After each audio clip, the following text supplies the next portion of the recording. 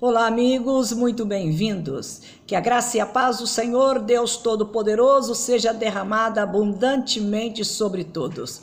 Eu sou a pastora Carmen Soares e quero compartilhar com você a palavra de Deus, para que nós prossigamos firmes e fortes e não ficando atordoados diante das dificuldades que têm surgido no dia a dia, porque o cerco não está fechando, na verdade o cerco já está fechado e as dificuldades têm intensificado sobre a face da terra. Só se ouve falar de inseguranças, de incertezas, de dúvidas que têm pairado sobre a vida das famílias. E para que nós não venhamos ficar atordoados, amedrontados, acuados, intimidados e deixando até mesmo de exercitar a nossa fé, nós precisamos fundamentar a nossa vida na palavra de Deus, porque ela é eficaz e é digna de toda aceitação.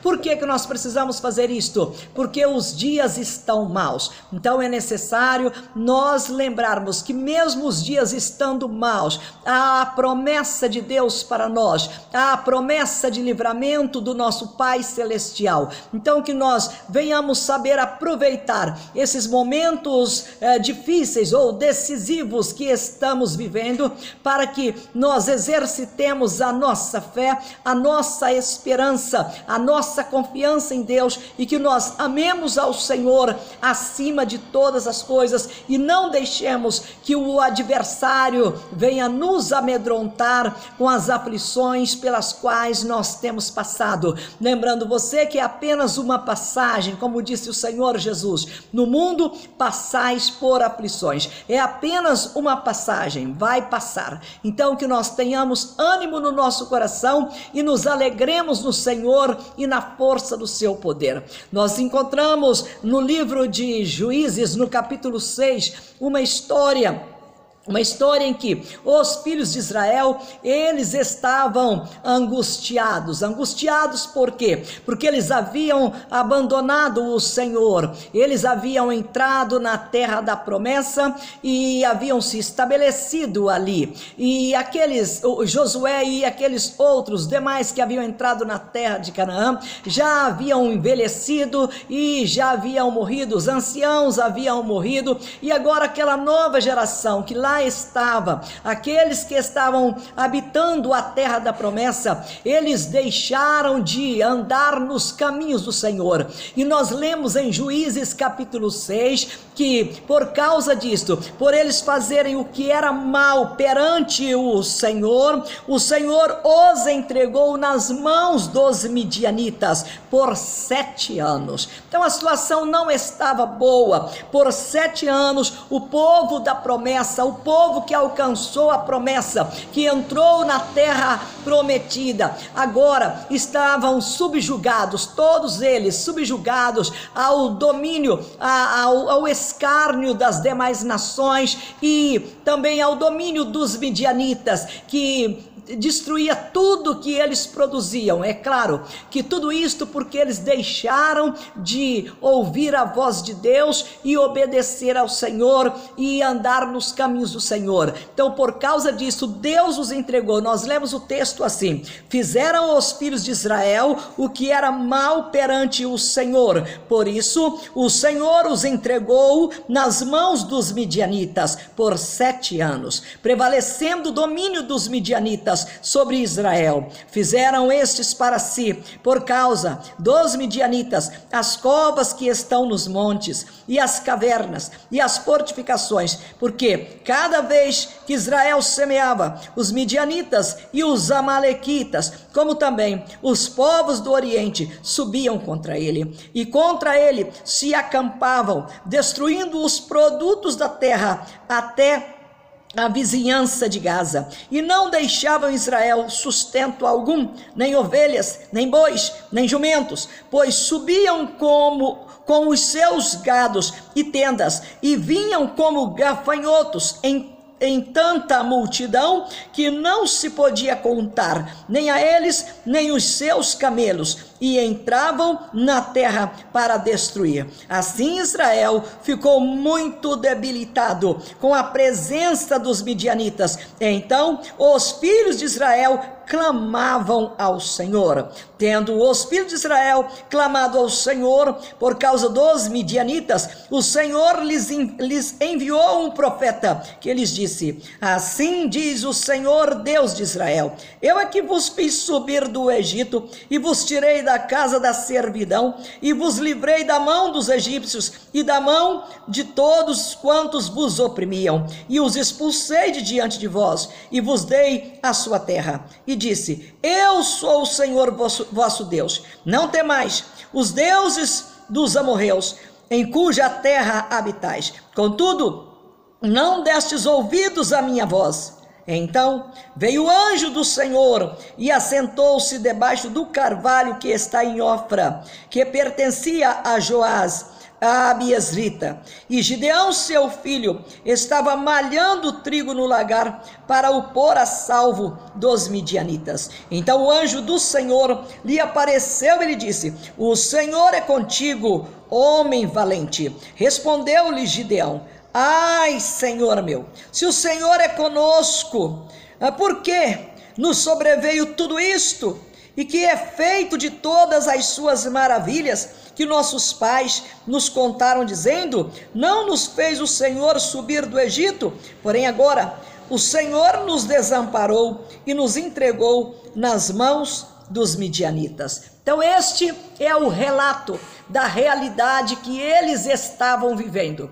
E é claro, por causa disto, os dias eram maus. E nós temos uma tendência, quando nós estamos vivendo dias maus, nós esquecemos das maravilhas de Deus.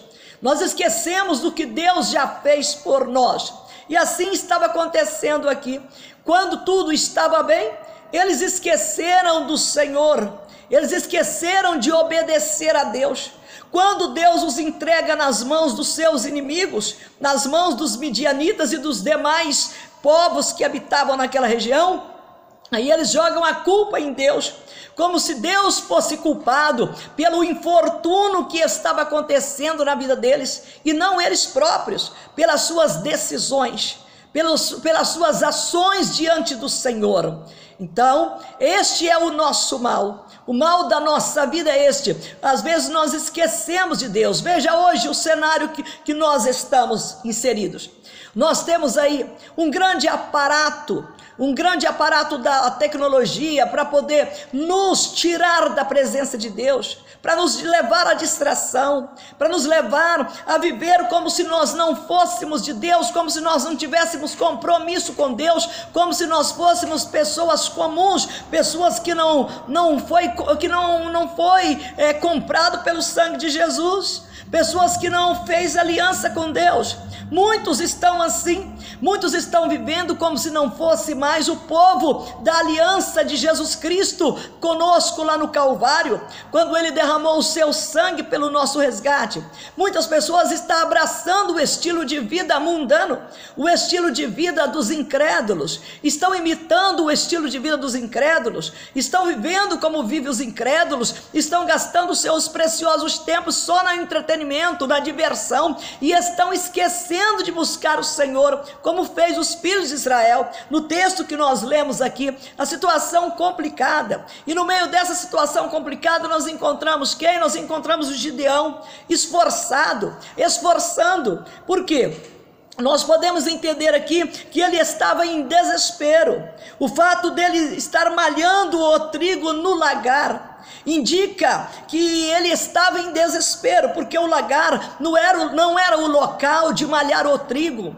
O lagar era o local de se pisar a uva e produzir o vinho, produzir o suco. Então ele estava no lugar errado. Se já era difícil malhar o trigo nos locais abertos ou nos locais mais altos, onde eles podiam bater os feixes de trigo e o vento levar a palha embora e os grãos cair no reservatório preparado para colhê-los. Não, ele estava malhando o trigo no lagar, exatamente por causa da situação, das circunstâncias que o deixava em situação complicada. Se ele não fizesse isto, os midianitas levariam tudo que era dele, e ele e a sua família não teria como sobreviver. Como o texto que nós lemos aqui, eles empobreceram muito. Israel ficou muito debilitado por causa da ação dos inimigos contra eles. E por causa disto, deles se verem debilitados, eles clamavam ao Senhor. Muitas vezes acontece assim. Deus permite que a pessoa passe por essa situação complicada para ela poder lembrar de Deus. Jesus falou para nós no Evangelho de João, no capítulo de número 15, a partir do verso de número 16, ele fala para nós: não fostes vós. Nós precisamos lembrar disso todos os dias, toda hora. Nós precisamos lembrar disto. Nós lemos aqui, está escrito, para fortalecer a nossa fé, para que nós não caiamos nos mesmos erros que caíram os filhos de Israel, a ponto de serem postos ao ridículo, a ponto de eles ter que carregar o trigo, ao invés de levar o trigo para o alto, levar o trigo para o baixo, para tentar salvar alguma coisa. E nós às vezes também deixamos de cumprir com o nosso compromisso com o Senhor. E quando nós nos vemos nas enrascadas da vida, é que nós lembramos de clamar a Ele, de pedir a misericórdia do Senhor. Quando nós lemos aqui no Evangelho de João, no capítulo 15, o Senhor Jesus Cristo dizendo para nós: não fostes vós quem escolhestes a mim, não fostes vós quem me escolhestes, eu vos escolhi, não fostes vós quem me escolhestes. Pelo contrário, eu vos escolhi e vos designei para que vades e deis frutos, e o vosso fruto permaneça, a fim de que tudo quanto pedirdes ao Pai, em meu nome, Ele vô-lo conceda. Então, se fosse para nós sermos salvos pela nossa própria iniciativa, muitos de nós já estaríamos queimando no fogo do inferno, porque por conta própria nós não iríamos procurar a Deus, nós não desejávamos a Deus, nós desejávamos o quê? A viver como vivem os ímpios, liberdade, ser livre, fazer o que bem quiser fazer, porque se dependesse de nós, nós não iríamos escolher um Deus que nos chamou para ser santos. Santo significa viver separado do sistema mundano, o mundo que jaz no maligno, cujo governo é influenciado por Satanás, impermeabilizado pela maldade, pela ganância do ser humano, pela rebeldia contra Deus. Mas é isso que a maioria das pessoas gosta de fazer, e era isso também que nós gostávamos de fazer, com aquele anseio de liberdade, com aquele anseio de fazer o que bem quisesse fazer. Era este o estilo de vida que nós vivíamos, antes que nós alcançássemos a graça de Deus. Era assim que nós vivíamos, e se dependesse de nós não estaríamos na presença do Senhor, nós estaríamos vivendo como vivem os mundanos.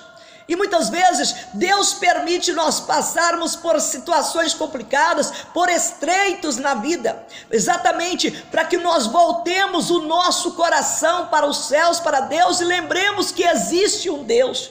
Aqui no caso que eu citei para você, de Juízes no capítulo 6, os filhos de Israel só clamaram a Deus porque as coisas ficaram complicadas, porque Deus os entregou nas mãos dos seus inimigos, nas mãos dos seus adversários, porque se Deus não tivesse feito isto, eles teriam vivido como se Deus não existisse, como se Deus não os tivesse tirado da terra de Canaã, como se Deus tivesse falhado no seu plano, como se Deus tivesse fracassado no seu plano, ou seja, o povo não deu ouvidos a ele, o povo não obedeceu a ele, então Deus desistiu do povo.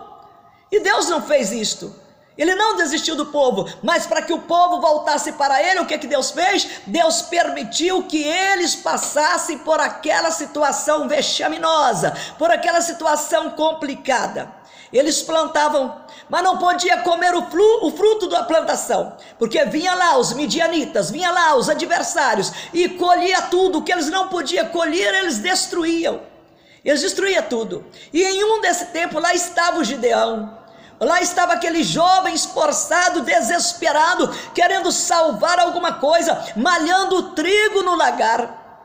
quando o anjo do Senhor aparece para ele, saúda ele com a paz, dizendo Shalom, e ele como? Paz. Cadê o Senhor? O que foi feito das suas maravilhas? Como se Deus tivesse falhado, como se Deus tivesse errado, como se Deus tivesse os abandonados, e não eles abandonado a Deus, não eles abandonado o Senhor. Aí Deus, pela misericórdia dele, chama o Gideão, fala para o Gideão, vai lá nessa tua força. Se você prosseguir lendo aqui Juízes capítulo 6, você vai ver que o anjo do Senhor fala para ele, vai lá nessa tua força, rapaz, e livra Israel dos midianitas. Vai e livra. Como é que eu vou? Eu sou o menor da casa do meu pai. Vai nessa tua força, vai, eu sou contigo. E ele então, diante da realidade, diante da situação difícil que ele estava vivendo, não tinha opção, não tinha escolha. Ou ele enfrentava o inimigo e prevalecia com a graça de Deus, ou então o inimigo continuaria pisando no pescoço deles.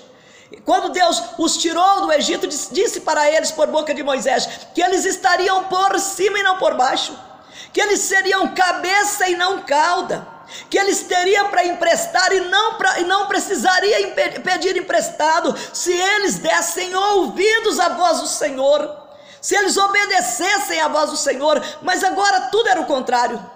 Tudo estava acontecendo o contrário, simplesmente porque eles abandonaram o Senhor. Eles foram chamados pelo Senhor, foram escolhidos por Deus, foram formados por Deus. Não foram eles que tiveram a iniciativa de servir a Deus, mas foi o próprio Deus que chega para Abraão, faz aliança com Abraão e fala: Abraão, na tua descendência serão abençoadas todas as famílias da terra, depois serão abençoadas todas as nações da terra. Então Deus fez uma aliança com Abraão, para que naquele povo, que agora estava subjugado diante dos midianitas e dos demais povos, era aquele povo que Deus iria abençoar as famílias e as nações da terra. Mas como? Parecia que o plano de Deus tinha sido frustrado, parecia que o diabo tinha prevalecido, parecia que o inferno tinha ganhado de Deus, mas não, Deus estava no controle. Não parecia, mas Deus estava no controle. Então quando Deus fala para Gideão, Gideão ainda coloca a sua dúvida na prática, né? Porque ele demonstra para Deus que ele estava com dúvida. Se você continuar lendo aqui, você vai ver que ele faz 2 testes com o Senhor. O teste do novelo de lã. Ele pega o novelo de lã, ele fala: Deus, se realmente é o Senhor que está falando, se é Deus que está falando, então eu vou fazer assim. Ele vai, se você pegar aí no mesmo capítulo 6, você vai ver exatamente isso. No verso 22, nós vemos assim: viu Gideão que era o anjo do Senhor e disse: ai de mim, Senhor Deus, pois vi o anjo do Senhor face a face. Porém o Senhor lhe disse: paz seja contigo, não temas, não morrerás. Então Gideão edificou ali um altar ao Senhor e lhe chamou de o Senhor é paz, ou seja, Shalom, o Senhor é paz. E assim o que ele fez? No verso de número 24, então edificou ali um altar ao Senhor e lhe chamou Shalom, ou Senhor é paz. Ainda até o dia de hoje está o altar em Ofra, que pertence aos abiesritas. Naquela mesma noite, disse o Senhor a Gideão: toma um boi que pertence a teu pai, e a saber, o segundo boi de 7 anos. Olha aí para você ver. Estou lendo esse texto aqui para mostrar para você que Deus está no controle. Até a idade do boi Deus sabia. Até a idade, qual que era a numeração do boi. Olha aí, eu vou repetir isso aqui para você. Olha aí, no verso 24. Então Gideão edificou um altar ao Senhor e lhe chamou o nome de Jeová Shalom, ou seja, o Senhor é paz. Ainda até o dia de hoje. E no verso 25, naquela mesma noite, disse o Senhor: toma um boi que pertence a teu pai, a saber, o segundo boi de 7 anos, e derriba o altar de Baal, que é de teu pai, e corta o poste ídolo que está junto ao altar. Edifica ao Senhor teu Deus um altar no cume do monte deste baluarte, no cimo deste baluarte, em camadas de pedra. E toma o segundo boi e o oferecerás em holocausto com a lenha do poste ídolo que vieres a cortar. Então Gideão tomou 10 homens dentre os seus servos e fez como o Senhor lhe dissera. Temendo ele, porém, a casa de seu pai e os homens daquela cidade, não o fez de dia, mas fez de noite. Muito interessante, mesmo Deus agindo, e ele ouvindo a voz de Deus e também agindo, seguindo o comando de Deus, mas ele ainda estava com medo das circunstâncias, ele ainda estava com medo dos homens, ele ainda estava com medo, parecia até que não era Deus que havia escolhido ele para aquela obra. Parecia até que não era Deus que havia chamado ele para libertar o povo de Deus das garras do opressor. Ele ainda estava com dúvida, ele estava com medo. Ele faz testes com o Senhor. No verso de número 28, nós lemos assim: levantando-se, pois, de madrugada, os homens daquela cidade, eis que estava o altar de Baal derrubado, e o poste ídolo que estava junto dele cortado, e o referido segundo boi fora oferecido no altar edificado. E uns aos outros diziam: quem fez isto? E perguntando e inquirindo disseram: Gideão, o filho de Joás, ele fez esta coisa. Então os homens daquela cidade disseram a Joás: leva para fora o teu filho para que morra, pois derribou o altar de Baal e cortou o poste ídolo que estava junto dele. Porém Joás disse a todos os que se puseram contra ele: contendereis vós por Baal? Livrá-lo-eis vós? Qualquer que por ele se contender, ainda esta manhã será morto, se Baal é Deus, que por si mesmo se contenda. Pois derrubaram o seu altar. Naquele dia passou Gideão a ser chamado de Jerubaal, porque foi dito: Baal contenda contra ele, pois ele derrubou o seu altar. Então dava a impressão que o Gideão havia embarcado numa aventura, que ele havia feito uma coisa por si própria, que ele não havia seguido o comando de Deus para a sua vida. Dava a impressão que o Gideão tinha ficado louco, mas ele não ficou louco. Ele estava fazendo o que Deus tinha para a vida dele. E às vezes, para nós fazermos o que Deus tem para a nossa vida, primeira coisa, nós precisamos lembrar que não fomos nós quem escolhemos Deus, mas foi Ele quem nos escolheu. Não fomos nós que escolhemos Jesus Cristo, mas foi Jesus Cristo quem nos escolheu. Não fomos nós que escolhemos ser santos, mas foi Ele que nos mandou: sede santos, sede perfeitos, como perfeito é vosso Pai que está nos céus. Quantas vezes, quando nós passamos por situações complicadas como esta, nós também fazemos como Gideão fez. O Gideão, ele no meio daquela situação, antes dele sair para a peleja, para a batalha, antes dele ter coragem de derrubar o poste ídolo e fazer tudo isso que ele fez, o que é que ele fez? Ele colocou a prova. Ele pediu a Deus uma prova, se de fato Deus estava naquela situação, ou se aquilo era alguma coisa da cabeça dele, ou se era ele que estava achando que Deus estava com ele. Mas será se Deus está comigo mesmo? Quando as coisas complicam, nós temos essa tendência a perguntar: mas será se Deus está comigo mesmo? Quando o dia fica mal para nós, quando as coisas ficam difíceis, nós temos a tendência a baixar a cabeça, ficar angustiado, ficar oprimido, deixar o inimigo tomar conta da situação e duvidar que Deus está no comando, e duvidar que Deus está conosco. O Gideão foi muito interessante, que ele colocou Deus à prova. Ele queria ter certeza que de fato Deus estava com ele. Ele faz a prova do novelo de lã. Ele pega o novelo de lã, ele coloca o novelo de lã. Ele faz isso por 2 vezes. Ele pega o novelo de lã, ele coloca o novelo de lã e fala para Deus: ó Deus, se de fato o Senhor está comigo, se o Senhor me chamou para esta obra, por que que ele teve essa dúvida? Por que que veio essa dúvida na vida dele? Por causa das dificuldades, dos obstáculos que havia surgido. Agora já não era mais com os midianitas, agora era o seu próprio povo. Era o seu próprio povo que queria matá-lo, porque ele havia obedecido à voz de Deus, porque ele havia se levantado para combater os midianitas, para livrar Israel das mãos dos midianitas. Agora o próprio povo se levanta contra ele.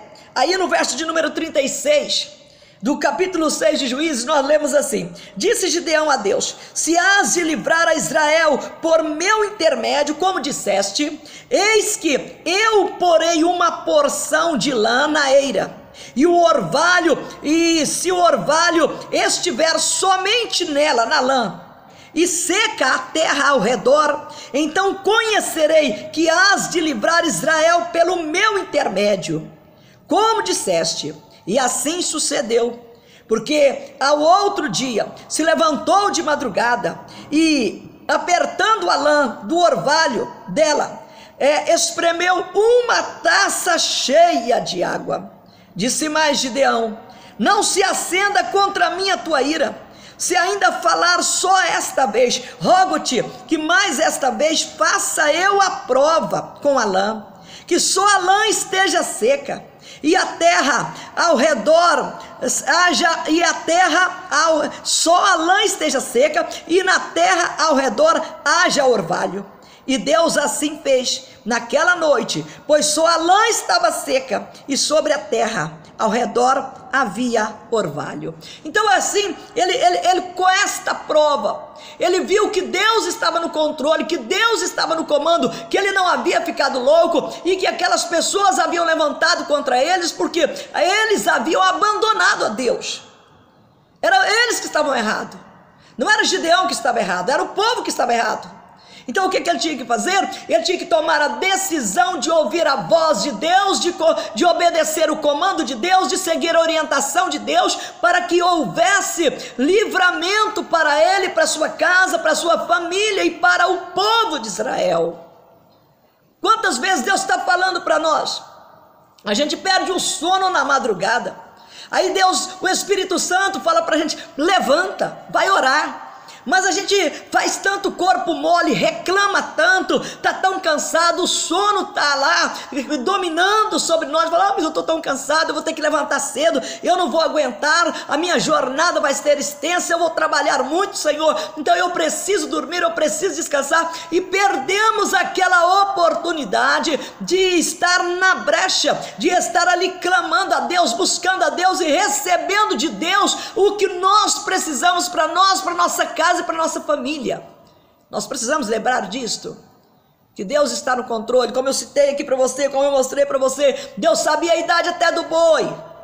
Deus tinha até numerado o boi tinha 7 anos, os filhos de Israel haviam sido escravos dos midianitas 7 anos, estava sendo subjugado 7 anos, ficaram empobrecidos por causa do ataque dos midianitas, os demais inimigos, por 7 anos. Deus pega o boi, manda ele pegar o boi de 7 anos, ofereceu o sacrifício do boi de 7 anos.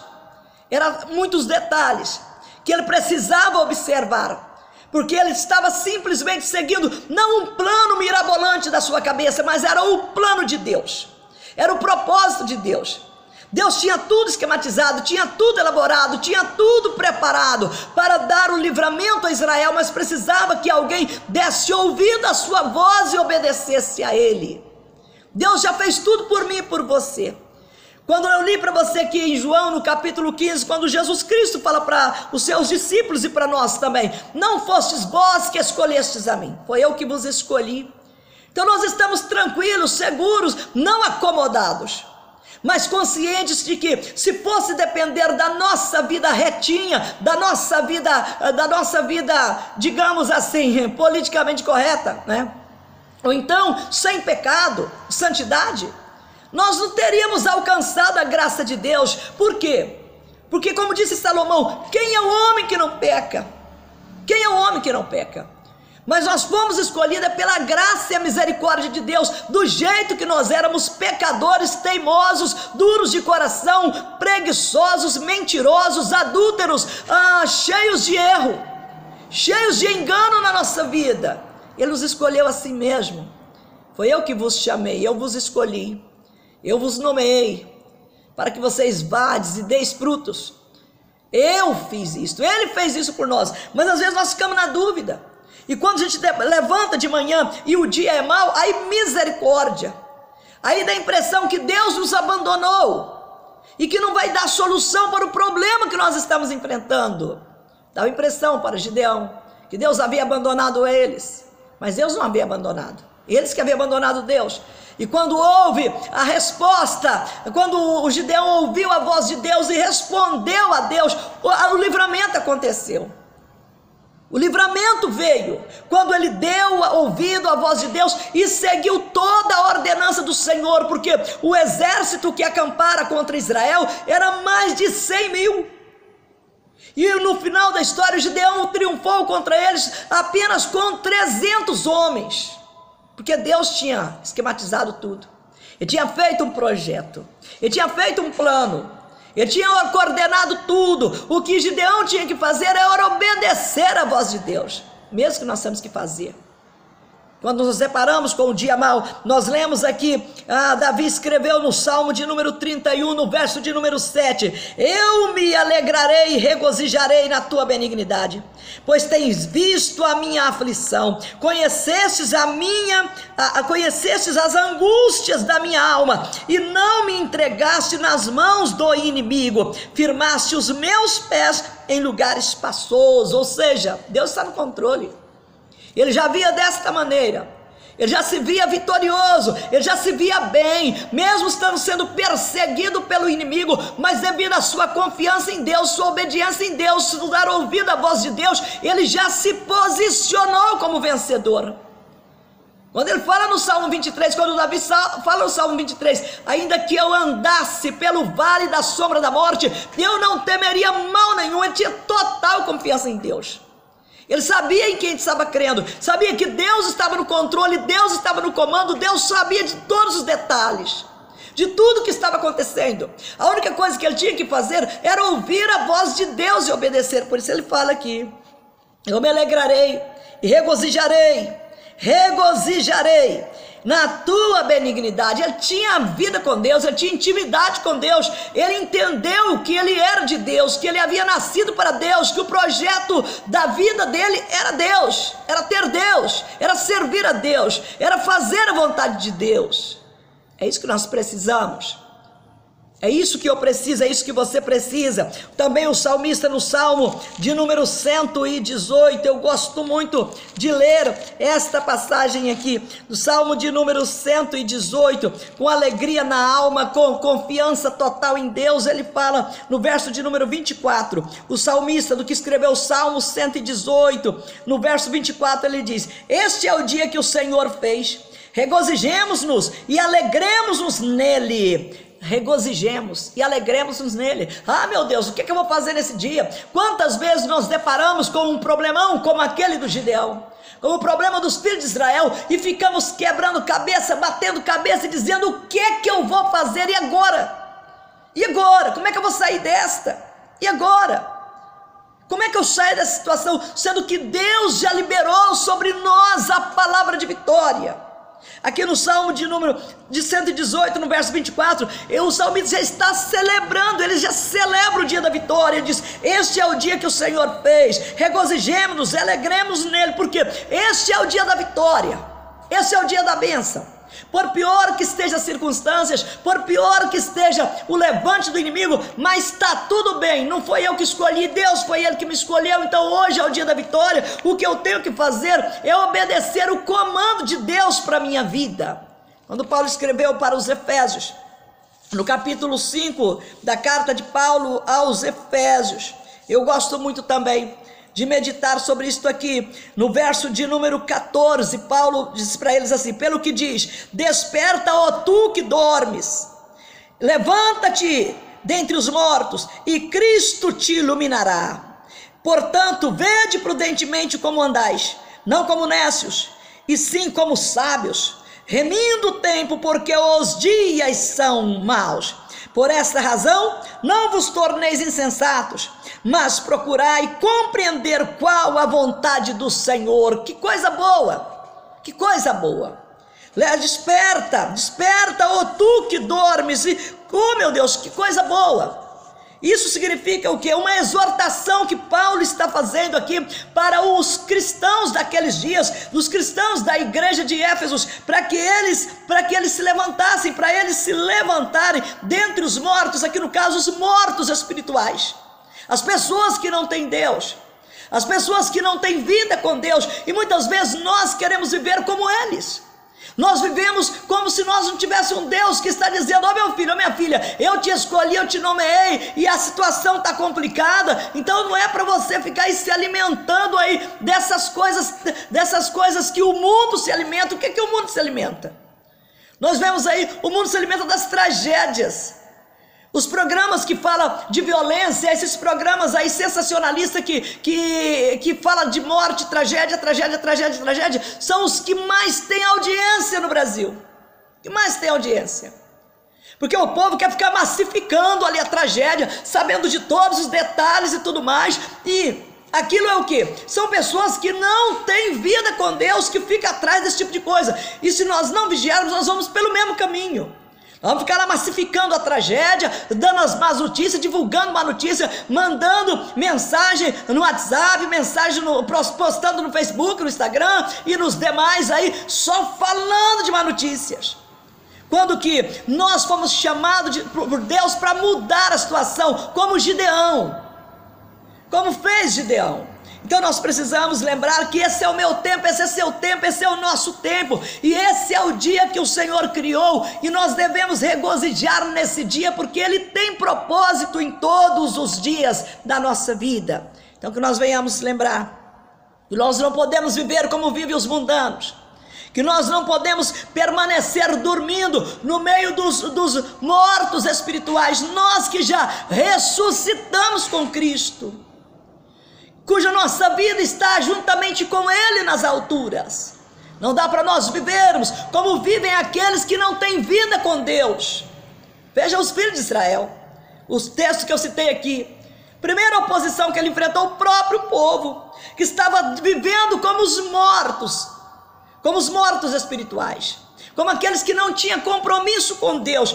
A primeira perseguição, quando Gideão se dispôs, ouviu a voz de Deus e foi obedecer, foi o seu próprio povo que falou: põe ele para fora para que nós matemos ele, para que ele morra, porque ele derrubou o altar de Baal, ele fez uma afronta a Baal. O pai dele falou: não vai acontecer isso não, se Baal é Deus, ele que se defenda, vocês vão contender para o Baal? Se alguém tocar nele vai morrer.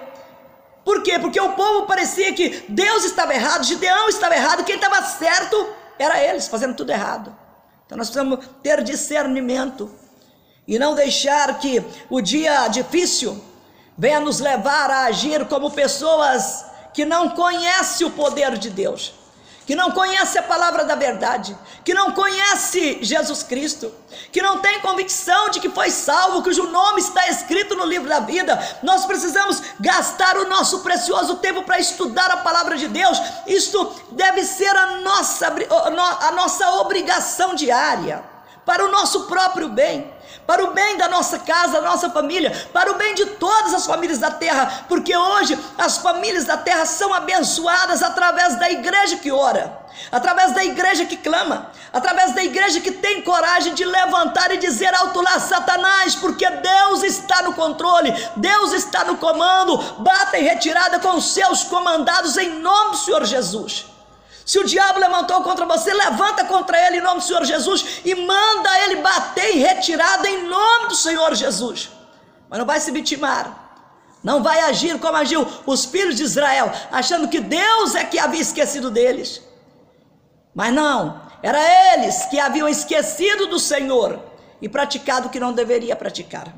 Então que nós tenhamos toda a convicção na nossa alma que Deus é por nós. E se Deus é por nós, quem será contra nós?